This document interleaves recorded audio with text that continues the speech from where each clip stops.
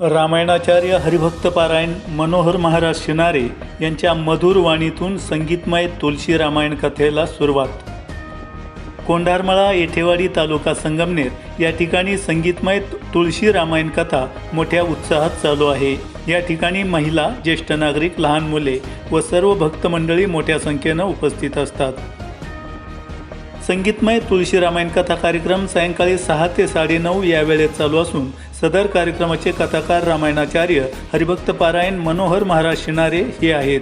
त्यांच्या सुमधुर वाणीतून संगीतमय तुळशी रामायण कथा 9 जानेवारी 2024 रोजी उत्साहात सुरुवात झाली असून 18 जानेवारी 2024 रोजी या संगीतमय तुळशी रामायण कथेची सांगता होणार आहे।